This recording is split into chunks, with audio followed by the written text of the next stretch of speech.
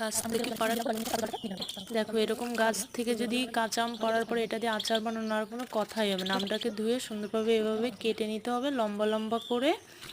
দেখো তারপরে লবণ, হলুদ আর লেবু দিলে একটু সেন্ট হয় খুব সুন্দর, তার জন্য লেবু দিয়েছি। ভালো করে মাখিয়ে 10 মিনিট রেখে দেওয়ার পরে এটাকে একটা ভালো পরিষ্কার জায়গায় পেপার দিয়ে তারপরে এটাকে নেড়ে দিয়েছি। দেখো আমটা খুব সুন্দর শুকিয়ে গিয়েছে। তারপরে দেখো এখানে মেথি দিয়েছি, শুকনো লঙ্কা দিয়েছি, আর ওখানে জিরে দিয়েছে, সরিষা, তেমন আর কিছু দিইনি। ব্লেন্ডার করে নেওয়ার পরে দেখো জাস্ট মশলাটা দেখতে কেমন হয়েছে।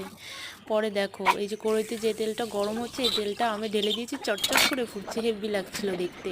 তারপরে সেই যে মশলাটা বানিয়ে রেখেছিলাম সেটা ঢেলে দিয়ে সুন্দরভাবে নাড়িয়ে চাড়িয়ে নিলাম। দেখো যেটুকু বাদ ছিল মশলা, সেই মশলাটা এখন আমি দিয়ে দেবো।